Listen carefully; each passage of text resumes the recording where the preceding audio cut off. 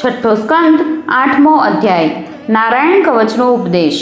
રાજા પરીક્ષિતે પૂછ્યું, હે ભગવાન, દેવરાજ ઇન્દ્રે જેનાથી સુરક્ષિત થઈને શત્રુઓની ચતુરંગી સેનાને અનાયાસે જ જીતીને ત્રણેય લોકની રાજલક્ષ્મીનો ઉપભોગ કર્યો, તે નારાયણ કવચ તમે મને કહી સંભળાવો અને એ પણ બતાવો કે તેમણે તેનાથી સુરક્ષિત થઈને યુદ્ધભૂમિમાં આક્રમણકારી શત્રુઓ પર કેવી રીતે વિજય મેળવ્યો।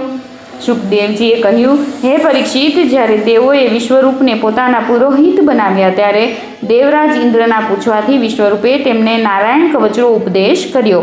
તમે તે એકાગ્રચિત્તે સાંભળો। વિશ્વરૂપે ઉપદેશ કરતાં કહ્યું, હે દેવરાજ ઇન્દ્ર, ભયનો પ્રસંગ આવી પડતા નારાયણ કવચ ધારણ કરીને પોતાના શરીરનું રક્ષણ કરવું જોઈએ। તેની વિધિ છે, સૌપ્રથમ હાથ પગ ધોઈને આચમન કરવું, પછી હાથમાં દર્ભની પવિત્રી પહેરીને ઉત્તરાભિમુખ બેસવું, ત્યાર પછી કવચ ધારણ કરતા સુધી મૌન રાખવાનો નિશ્ચય કરીને પવિત્રતાપૂર્વક ઓમ નમો નારાયણાય અને ઓમ નમો ભગવતે વાસુદેવાય આ મંત્રો વડે હૃદય વગેરેમાં અંગ ન્યાસ તથા અડગુષ્ઠાદિ કર ન્યાસ કરવો। પહેલાં ઓમ નમો નારાયણાય આ 8 અક્ષરોના મંત્રના ઓમ વગેરે 8 અક્ષરોનો ક્રમશઃ પગ, ઘૂંટણ, જાંઘ, પેટ, હૃદય, વક્ષસ્થળ, મુખ અને શિરમાં ન્યાસ કરવો, અથવા આ જ મંત્રના છેલ્લો અક્ષર યકારથી શરૂ કરીને ઓમકાર સુધીના 8 અક્ષરનો શિરથી શરૂ કરીને તે જ 8 અંગોમાં ઉલટા ક્રમે ન્યાસ કરવો। ત્યાર પછી ઓમ નમો ભગવતે વાસુદેવાય આ દ્વાદશાક્ષરી મંત્રના ઓમ વગેરે 12 અક્ષરોના જમણી તર્જનીથી ડાબી તર્જની સુધીની બંને હાથની 8 આંગળીઓમાં અને હાથના બંને અંગૂઠાઓના બંને વેઢાઓમાં ન્યાસ કરવો। એ પછી ઓમ વિષ્ણવે નમઃ આ મંત્રના પહેલા અક્ષર ઓમનો હૃદયમાં, વીનો બ્રહ્મરંધ્રમાં, ક્ષનો ભવાની મધ્યમાં, અણનો ચોટલી એટલે કે શિખામાં, વેનો બંને આંખોમાં અને નનો શરીરની બધી સંધિઓમાં ન્યાસ કરવો। ત્યાર પછી ઓમ મહ અસ્ત્રાય ફટ કહીને દિગ્બંધ કરવો। આ પ્રમાણે ન્યાસ કરવાથી આ વિધિને જાણનારો મનુષ્ય મંત્ર સ્વરૂપ થઈ જાય છે। એ પછી સમગ્ર ઐશ્વર્ય, ધર્મ, યશ, લક્ષ્મી, જ્ઞાન અને વૈરાગ્યથી પરિપૂર્ણ ઈષ્ટદેવનું ધ્યાન ધરવું અને પોતે પણ તદ્રુપ થઈ જવું। ત્યાર પછી વિદ્યા, તેજ અને તપ સ્વરૂપ આ કવચનો પાઠ કરવો। ભગવાન શ્રી હરિએ ગરુડજીની પીઠ પર પોતાના ચરણકમળ રાખેલા છે। અણિમા વગેરે 8 સિદ્ધિઓ તેમની સેવા કરી રહી છે।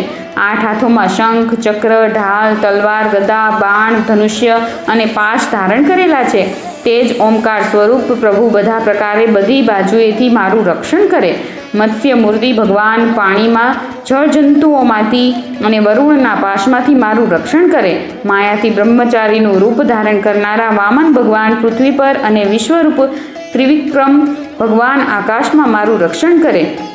જેમના ભયાનક અટ્ટહાસ્યથી બધી દિશાઓ ગુંજી ઉઠી હતી અને દૈત્યોની ગર્ભવતી પત્નીઓના ગર્ભ પડી ગયા હતા, તે દૈત્ય યુદ્ધપતિઓના શત્રુ નરસિંહ ભગવાન કિલ્લા, જંગલ, રણભૂમિ વગેરે વિકટ સ્થાનોમાં મારું રક્ષણ કરે। પોતાની દાઢો એટલે કે દંતશૂળો પર પૃથ્વીને ધારણ કરનારા યજ્ઞમૂર્તિ વરાહ ભગવાન માર્ગમાં પરશુરામજી પર્વતના શિખરો પર અને લક્ષ્મણજી સહિત ભરતજીના મોટાભાઈ શ્રી રામચંદ્ર ભગવાન પ્રવાસના સમયે મારું રક્ષણ કરે।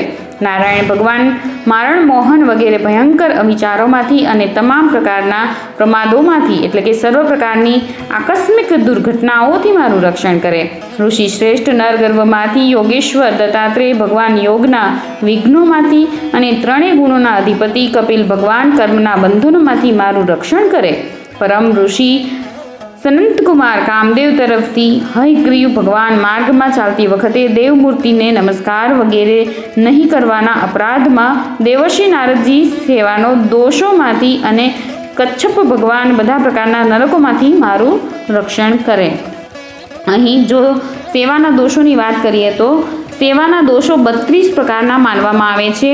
પહેલું, સવારી પર આરૂઢ થઈને અથવા પગોમાં પગરખા પહેરીને શ્રી ભગવાનના મંદિરમાં જવું, રથયાત્રા। બીજું, રથયાત્રા, જન્માષ્ટમી વગેરે ઉત્સવો નહીં ઉજવવા અથવા તેમના દર્શન નહીં કરવા। ત્રીજું, શ્રી મૂર્તિના દર્શન કરીને પ્રણામ નહીં કરવા। ચોથું, અપવિત્ર અશૌચ અવસ્થામાં દર્શન કરવા। પાંચમું, એક જ હાથે પ્રણામ કરવા. છઠ્ઠું, પરિક્રમા કરતી વખતે ભગવાનની સમ્મુખ આવતા થોડુંક નહીં રોકાતા ફરી પાછી પરિક્રમા કરવી અથવા માત્ર ભગવાનની સમ્મુખ જ પરિક્રમા કર્યા કરવી. સાતમું, ભગવાનના શ્રી વિગ્રહની સામે પગ પહોળા કરીને બેસવું. આઠમું, ભગવાનના શ્રી વિગ્રહની સામે બંને ઢીંચણ ઊંચા રાખીને તેમને હાથ વીંટાળીને બેસવું. નવમું, ભગવાનના શ્રી વિગ્રહની સામે સૂવું. દસમું, ભગવાનના શ્રી વિગ્રહની સામે ભોજન કરવું. 11મું, ભગવાનના શ્રી વિગ્રહની સામે જૂઠું બોલવું. 12મું, ભગવાનના શ્રી વિગ્રહની સામે મોટેથી બોલવું. 13મું, ભગવાનના શ્રી વિગ્રહની સામે અંદરોઅંદર વાતો કરવી. 14મું, ભગવાનના શ્રી વિગ્રહની સામે ચીસો પાડવી. 15મું, ભગવાનના શ્રી વિગ્રહની સામે ઝઘડો કરવો. 16મું, ભગવાનના શ્રી વિગ્રહની સામે કોઈને કષ્ટ આપવું. 17મું, ભગવાનના શ્રી વિગ્રહની સામે કોઈના પર દયા દેખાડવી. 18મું, ભગવાનના શ્રી વિગ્રહની સામે કોઈને નિર્દય વચનો કહેવા. 19મું, ભગવાનના શ્રી વિગ્રહની સામે કાંબળથી આખું શરીર ઢાંકી દેવું. 20મું, ભગવાનના શ્રી વિગ્રહની સામે બીજાની નિંદા કરવી. 21મું, ભગવાનના શ્રી વિગ્રહની સામે બીજાની સ્તુતિ પ્રશંસા કરવી. 22મું, ભગવાનના શ્રી વિગ્રહની સામે અશ્લીલ શબ્દો બોલવા. 23મું, ભગવાનના શ્રી વિગ્રહની સામે અધોવાયુ છોડવો એટલે કે વાછૂટ કરવી. 24મું, શક્તિ સંપન્નતા હોવા છતાં પણ ભગવાનની સેવા પૂજા ગૌણ એટલે કે સામાન્ય ઉપચારોથી કરવી. 25મું, ભગવાનને ધરાવ્યા વિના જ કોઈ વસ્તુ ખાવી કે પીવી. 26મું, જે ઋતુનું જે ફળ હોય તે સૌથી પહેલાં ભગવાનને ન ચડાવવું. 27મું, કોઈ શાક કે ફળ વગેરે તેના આગળના ભાગને તોડીને ભગવાનની વાનગીઓ માટે આપવું. 28મું, ભગવાનના શ્રી વિગ્રહને પીઠ ટેકવીને બેસવું. 29મું, ભગવાનના શ્રી વિગ્રહની સામે કોઈને પણ પ્રણામ કરવા. 30મું, ગુરુદેવની અભ્યર્થના કુશળ પૃચ્છા અને તેમનું સ્તવન ન કરવું. 31મું, પોતાના મુખે પોતાની પ્રશંસા કરવી. અને 32મું, કોઈ પણ દેવની નિંદા કરવી. આ સાથે ધન્વંતરી ભગવાન, કુપથ્યમાંથી જીતેન્દ્રિય ભગવાન ઋષભદેવજી, સુખ દુઃખ તથા ભયપદ દંડોમાંથી યજ્ઞ ભગવાન, લોકનિંદામાંથી શ્રી બળરામજી, મનુષ્ય નિર્મિત આપત્તિઓમાંથી અને શ્રી શેષજી ક્રોધવશ નામના સર્પોથી મારું રક્ષણ કરે. ભગવાન શ્રી કૃષ્ણ દેપાયન વ્યાસ અજ્ઞાનમાંથી તથા શ્રી બુદ્ધદેવ પાખંડીઓ તરફથી અને પ્રમાદમાંથી મારું રક્ષણ કરે. ધર્મના રક્ષણ માટે મહાન અવતાર ધારણ કરનારા કલ્કી ભગવાન પાપ પ્રધાન કાળના દોષોમાંથી મારું રક્ષણ કરે. પ્રાતઃ કાળે કેશવ ભગવાન પોતાની ગદા લઈને, પોતાની વાંસળી લઈને ગાયો ચરાવવા જતા શ્રી ગોવિંદ ભગવાન પોતાની તીક્ષ્ણ શક્તિ સાથે, નારાયણ ભગવાન પૂર્વાહણમાં એટલે કે બપોર પહેલાં અને વિષ્ણુ ભગવાન ચક્રરાજ સુદર્શન લઈને મધ્યાહનમાં મારું રક્ષણ કરે. મધુસૂદન ભગવાન પોતાનું પ્રચંડ ધનુષ્ય લઈને અપરાહણમાં એટલે કે ત્રીજા પહોરમાં મારું રક્ષણ કરે. બ્રહ્મા વગેરે ત્રિમૂર્તિધારી માધવ સાયંકાળે, ઋષિકેશ ભગવાન સૂર્યાસ્ત પછીના સમયે અને પદ્મનાભ ભગવાન એકલા મધ્યરાત્રિ પહેલાં તથા મધ્યરાત્રિના સમયે મારું રક્ષણ કરે. શ્રી વત્સલાંછન શ્રી હરિ રાત્રિના પાછલા પહોરમાં, ખડગધારી જનાર્દન ભગવાન ઉષાકાળે, શ્રી દામોદર ભગવાન સૂર્યોદય પહેલાંના સમયે અને કાળમૂર્તિ વિશ્વેશ્વર ભગવાન સમસ્ત સંધ્યાઓ વેળાએ મારું રક્ષણ કરે. હે સુદર્શન, તમારો આકાર ચક્ર જેવો છે, તમારી કિન્નરીનો ભાગ પ્રલય વેળાના અગ્નિ જેવો અત્યંત તીક્ષ્ણ છે. તમે ભગવાનની પ્રેરણાથી બધી બાજુએ વિચરતા રહો છો. જેમ આગ વાયુની મદદથી સૂકા ઘાસ પાંદડાને બાળી નાખે છે, તેવી જ રીતે તમે અમારા શત્રુની સેનાને જલ્દીમાં જલ્દી બાળી નાખો. હે પૌમાદકી ગદા, તમારામાંથી છૂટતા તણખાઓનો સ્પર્શ વજ્રના જેવો અસહ્ય છે. તમે ભગવાન અજીતની પ્રિયા છો અને હું તેમનો સેવક છું. તેથી તમે કુષ્માંડ વિનાયક, યક્ષ, રાક્ષસ, ભૂત, પ્રેત વગેરે ગ્રહોને અત્યારે જ કચડી નાખો તથા મારા શત્રુઓના ચૂરે ચૂરા કરી નાખો. હે શંખશ્રેષ્ઠ, તમે ભગવાન શ્રી કૃષ્ણ વડે કરાયેલા ભયંકર શંખનાદથી ઘોષથી મારા શત્રુઓના હૈયા થથરાવી દો તથા યાતુદાન, પ્રમથ, પ્રેત, માતૃકા, પિશાચ, બ્રહ્મ રાક્ષસ વગેરે ભયાનક પ્રાણીઓને અહીંથી તરત જ ભગાડી મૂકો. ભગવાનની પ્રિય, હે તલવાર, તમારી ધાર અત્યંત તીક્ષ્ણ છે. તમે ભગવાનની પ્રેરણાથી મારા શત્રુઓને છેદી નાખો. છિન્ન ભિન્ન કરી નાખો. ભગવાનની પ્રિય હે ઢાલ, તમારા સેંકડો ચંદ્રાકાર મંડળ છે. તમે પાપી નજરવાળા, પાપી આત્માવાળા મારા શત્રુઓની આંખોને આચ્છાદિત કરી દો. સૂર્ય વગેરે ગ્રહો, ધૂમકેતુ, પૂંછડિયા તારા વગેરે કેતુઓ, દુષ્ટ મનુષ્યો, સાપ વગેરે પેટે ચાલનારા જીવજંતુઓ, દાઢોવાળા હિંસક પશુઓ તેમજ ભૂત પ્રેત વગેરેના તથા પાપી પ્રાણીઓથી અમને જે ભય છે અને જેઓ જેઓ અમારા કલ્યાણમાં બાધારૂપ છે તે બધા જ ભગવાનના નામરૂપ અને આયુધોનું કીર્તન કરવાથી તત્કાળ નાશ પામે. બૃહદ, રથંતર વગેરે સામવેદીય સ્તોત્રોથી જેમની સ્તુતિ કરવામાં આવે છે તે વેદમૂર્તિ ભગવાન ગરુડ અને વિશ્વક્સેનજી પોતાના નામોચ્ચારના પ્રભાવથી અમારું બધા પ્રકારની આપત્તિઓમાંથી રક્ષણ કરે. શ્રી હરિના નામ, રૂપ, વાહન, આયુધો અને એમના શ્રેષ્ઠ પાર્ષદો અમારી બુદ્ધિ, ઇન્દ્રિયો, મન અને પ્રાણનું બધા પ્રકારની આપત્તિઓમાંથી રક્ષણ કરે. જેટલા પણ કાર્યો છે અથવા કારણરૂપ જગત છે તે સર્વ વાસ્તવમાં ભગવાન જ છે. આ સત્યના પ્રભાવે અમારા તમામ ઉપદ્રવોનો નાશ થઈ જાય.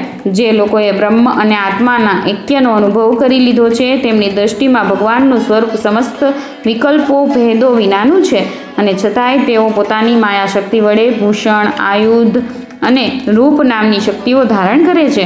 આ વાત નિશ્ચિતપણે સાચી છે. આ કારણે સર્વજ્ઞ, સર્વવ્યાપક ભગવાન શ્રી હરિ સદૈવ સર્વત્ર બધા સ્વરૂપોથી અમારું રક્ષણ કરે. જેઓ પોતાના ભયંકર અટ્ટહાસ્યથી બધા લોકોના ભયને ભગાડી મૂકે છે અને પોતાના તેજથી બધાના તેજને ગ્રસી લે છે તે ભગવાન નરસિંહ દિશાઓમાં નીચે અને ઉપર, બહાર અને અંદર બધી બાજુએ અમારું રક્ષણ કરે. હે દેવરાજ ઇન્દ્ર, મેં તમને આ નારાયણ કવચ કહી સંભળાવ્યું. આ કવચથી તમે પોતાને સુરક્ષિત કરી લો. પછી તમે અનાયાસે જ બધા દૈત્ય યુદ્ધપતિઓને જીતી લેશો. આ નારાયણ કવચ ધારણ કરનારો મનુષ્ય જેને પણ પોતાના નેત્રોથી જુએ છે અથવા પગથી સ્પર્શ કરે છે તે તરત જ બધા ભયોમાંથી મુક્ત થઈ જાય છે. જે મનુષ્ય આ વૈષ્ણવી વિદ્યાને ધારણ કરી લે છે તેને રાજા, લૂંટારા, પ્રેત, પિશાચ વગેરે તથા વાઘ વગેરે હિંસક જાનવરો તરફથી ક્યારેય કોઈ પણ પ્રકારનો ભય રહેતો નથી. હે દેવરાજ, પ્રાચીન કાળમાં એક કૌશિક બ્રાહ્મણે આ વિદ્યા ધારણ કરીને રણ પ્રદેશમાં યોગ ધારણાપૂર્વક પોતાનો દેહ ત્યાગ કર્યો હતો. તે બ્રાહ્મણનો દેહ જ્યાં પડ્યો હતો તે સ્થળ ઉપરથી ગંધર્વરાજ ચિત્રરથ એક દિવસ પોતાની પત્નીઓ સાથે વિમાનમાં બેસીને જતા હતા. તેઓ તે સ્થળે આવતા જ ઊંધા માથે આકાશમાંથી વિમાન સહિત પૃથ્વી પર પટકાઈ પડ્યા. આ ઘટના બનતા તેમને ભારે આશ્ચર્ય થયું. જ્યારે તેમને વાલખિલ્ય મુનિઓએ બતાવ્યું કે નારાયણ કવચ ધારણ કરવાનો જ આ પ્રભાવ છે, ત્યારે તેમણે તે બ્રાહ્મણ દેવતાના અસ્થિ લઈ જઈને પૂર્વે વહેતી સરસ્વતીના નદીના પ્રવાહમાં વહાવી દીધા અને પછી તેઓ સ્નાન કરીને પોતાના લોકમાં સીધાવી ગયા. શ્રી સુખદેવજી કહે છે, હે પરીક્ષિત, જે મનુષ્ય આ નારાયણ કવચ યોગ્ય સમયે સાંભળે છે અને જે એને આદરપૂર્વક ધારણ કરે છે તેની આગળ બધા જ ભૂત પ્રાણીઓ આદરથી નમી પડે છે અને તે બધા પ્રકારના ભયમાંથી મુક્ત થઈ જાય છે. શતક્રતુ ઇન્દ્રે આચાર્ય વિશ્વરૂપજી પાસેથી આ વૈષ્ણવી વિદ્યા મેળવીને યુદ્ધભૂમિમાં અસુરોને જીતી લીધા અને તેઓ 3 લોકના ઐશ્વર્યનો ઉપભોગ કરવા લાગ્યા. છઠ્ઠા સ્કંદ અંતર્ગત નારાયણ વર્મ કથન નામનો 8મો અધ્યાય સમાપ્ત.